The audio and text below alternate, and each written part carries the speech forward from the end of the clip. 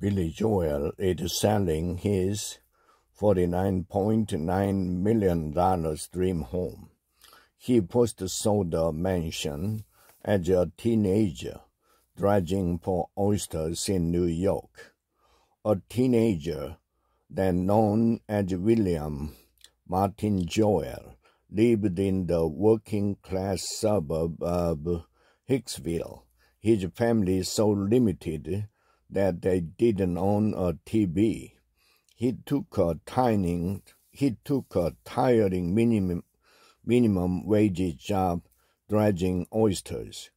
The dredge criss-crossed the waters of Long Island Sound in New York, including a bay that curves like a comma and faces some of the most expensive real estate in the United States. From the boat, he could see a stately brick mansion. Rich bastard, he thought to himself. "I'll never live in a house like that." Several decades and dozens of top 40 hits later, Billy Joel, the oyster man turned piano man, bought that very mansion on Central Island in 2002. Mr. Joel, 75, had told that story many times, right down to throwing in the vulgarity, maybe because it's so unbelievable. The word that applies is absurd.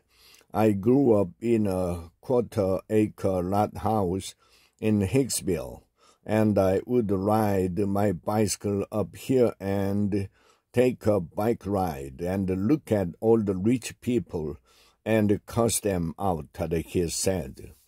On Wednesday, a team of real estate agents and publicists working on his behalf held an open house to sell it. The listing price is $49.9 million. The hours-long affair was by invitation only, and high-end real estate agents arrived by speedboat. Potential buyers are in the 0.1%, at least one billionaire, and the representative of a Brussels-based hedge fund were expected to tour it.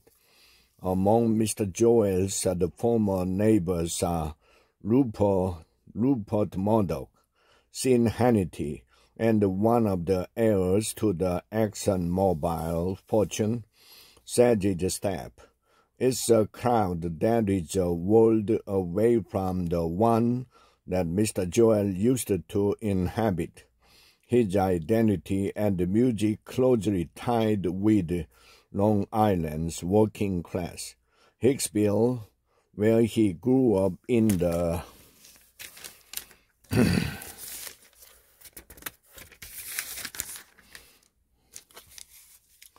1950s and 60s, is less than 50 miles, 24 kilometers away from his mansion. When President John F. Kennedy was assassinated, Mr. Joel's mother sent him to a nearby store to rent a TV. He returned with the TV on a dolly, explained his biographer, Fred. Though his family didn't have a television set, they did have an upright piano, and his mother insisted he take lessons. Mr. S. said, eager to go out and play with his friends. He resented practicing, so he learned to imitate the style of Beethoven just well enough to make his mother think that he was following the sheet music, said Mr. Joel. He tried to embed those modest musical roots into the property when he first bought it by naming it Middle Sea, a reference to its location in the middle of the sea, located on a spit that jut out with the Oyster Bay on one side and Cold Spring Harbor on the other, but it's also a double entendre referring to the note of middle C, the first key that beginning piano players learn. If it's not for me being able to take the piano lesson, I probably would never have been able to afford a high-flying property like this, so I named it after the first note, which I learned on the piano, which was C, he explained.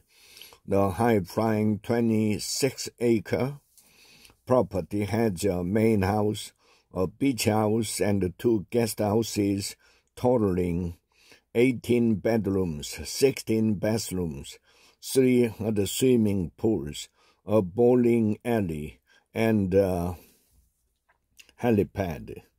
The expensiveness of the grounds is hard to put into words, so I walked from one end of the property to the other.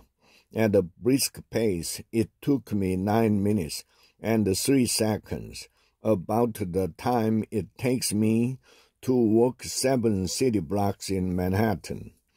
Guests as well as Mr. Joel get around in golf cars, electric ones. Each property manager is quick to note. A sand beach stretching over 2,000 feet graces the edge of the property.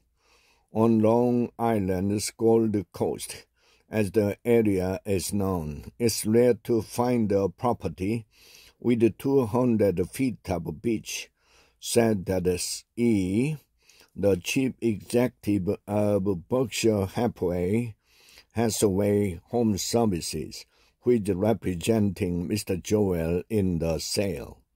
The singer still owns other property on Long Island, including a home in Sag Harbor, but his base is now in Florida, where his 2 youngest daughters, aged 7 and 9, are enrolled in school. Once they started going to school, you are kind of locked in, Mr. Joel said. That's one reason he's selling. There's also a mundane concern, taxes. At $567, $686, the yearly taxes on the property are more than the median sale price of a single-family home in the United States. It's not cheap. Let's put it that way, he said. As successful I've been financially, that's that's a lot. The home first went up for sale last year. A renovation that involved replacing all the bathroom fixtures, installing new marble floors, revamping the kitchens, and redoing the brick walkways and the patios was still underway. Tops are covered.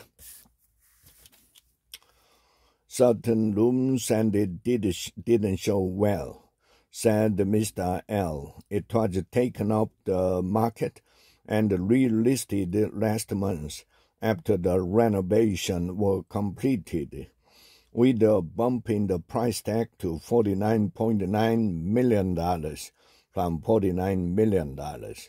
To make a property at this price, an elevated open house fit the occasion. Liveried water served the shrimp and goat cheese,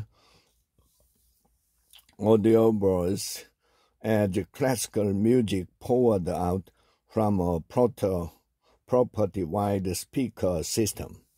The group of high-end agents who arrived by speedboat to tour the property was seeing it for the first time the way Mr. Joel first saw it from the coast, except that he was on an oyster boat and the guests arrived clutching luxury pursuits.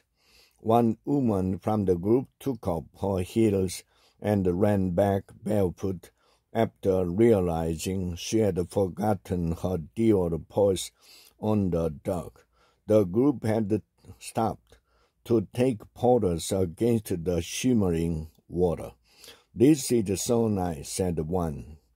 "Gorgeous," said another, as the mansion on the hill came into focus.